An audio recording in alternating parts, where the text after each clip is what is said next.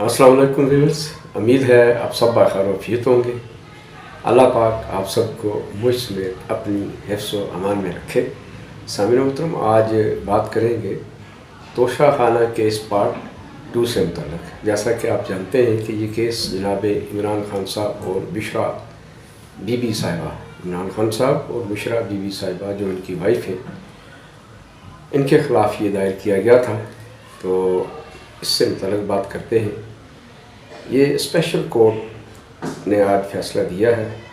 तो इस फैसले के मुताबिक जो हमारे साबका प्राइम मिनिस्टर थे जनाब इमरान खान साहब और उनकी एहलिया बुशरा बीबी, इन दोनों को 17 साल कैद सुनाई गई है।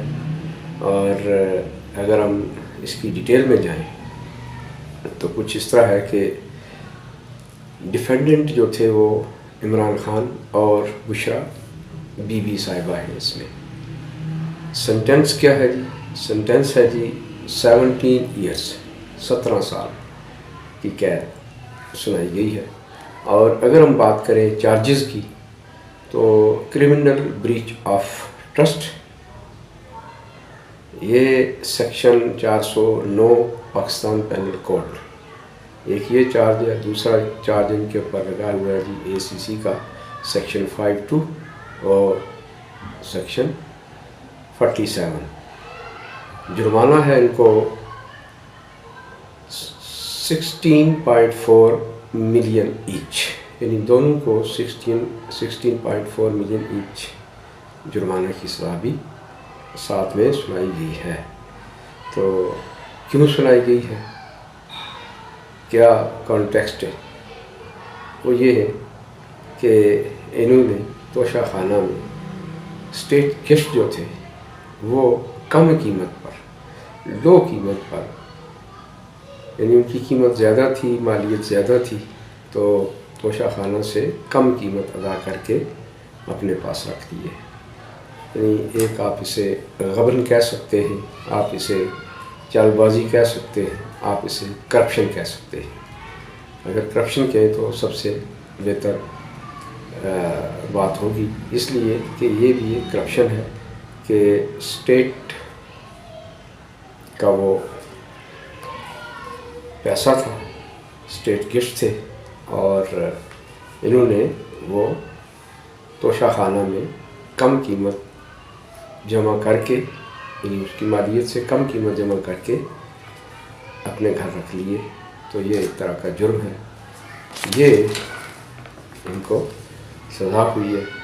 और इससे आप चोरी भी कहें तो चोरी भी कहा जा सकता है, लेकिन करप्शन का लफ्ज़ ज़्यादा मोतबर है, ज़्यादा बेहतर है।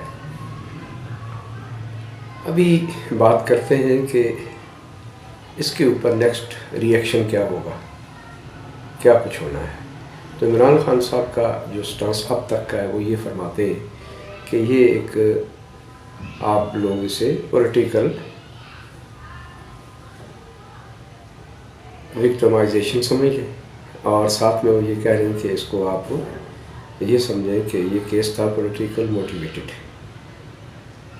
मुझे एक साइड करने के लिए, जबकि बड़ा वाज़ेह सबूत है और इससे बढ़कर और कोई करप्शन हो नहीं सकती। ये करप्शन का केस है।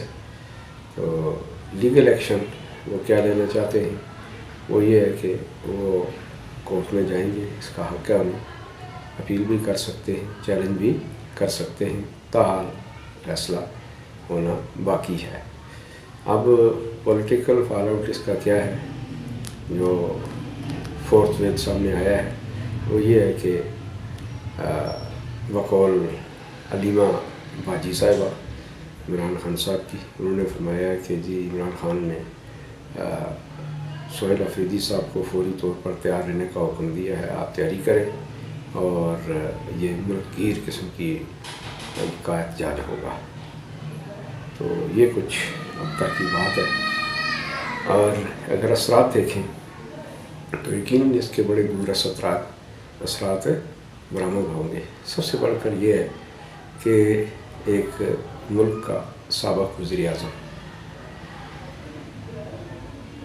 اور اچھی بھلی ریپوٹیشن والا شخص اگر اس قدر معذر قسم کی حرکات کرتا ہے، یہاں تک کہ گھڑیاں تک اور زیورات تک توشہ خانہ سے وہ ہٹاتا ہے کم قیمت پر، تو آپ خود سمجھیے کہ اس کی ذہنی گراوٹ یا اس کی اخلاقی گراوٹ کس قدر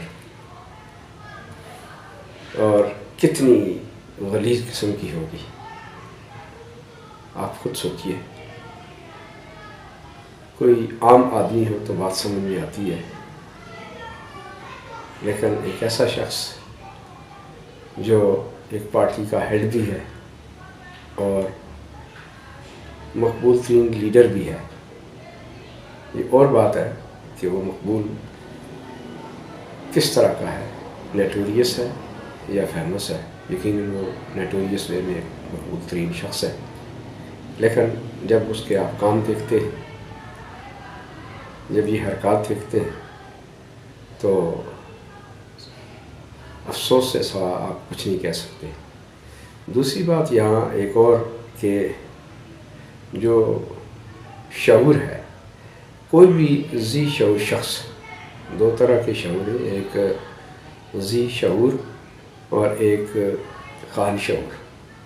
تو جو ذی شعور شخص ہے وہ اس کو برا ہی سمجھے گا، اسے کوئی اچھے لفظوں میں یاد نہیں کرے گا۔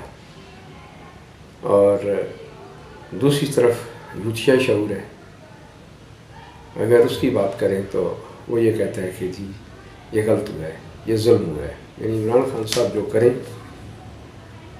وہ سب درست، یہاں تک کہ ایک یوتھی جج جنہیں حال ہی میں جن کی ڈگری کا معاملہ تھا، جعلی ڈگری کے اوپر انہیں فارغ کر دیا گیا، طارق محمود جہانگیری صاحب، ان کا ایک فیصلہ عمران خان صاحب سے متعلق تھا کہ انہوں نے جو جرائم کیے اور جو یہ آئندہ کریں گے، ان سب سے ان کو استثناء اثر ہے۔ تو آپ یہ دیکھیے کہ یہ یوتھی سوچ ہے یا یوتھی بیانیہ ہے یا یوتھی شعور ہے کہ جس قدر بھی کوئی شخص پڑھ لکھ جائے، لیکن اگر وہ یوتھیا ہے تو یہ سمجھیے کہ وہ پڑھا لکھا جاہل ہے۔ سامنے محترم، یہاں تک مجھے اجازت دیجیے، کیا سامنے آتا ہے یہ بھی آپ کے سامنے ہوگا۔ ابھی اور بھی بے شمار کیسز ہیں، 9 مئی کا مقدمہ ابھی باقی ہے، 300 کیسز میں سے چند کیسز کا فیصلہ آیا ہے۔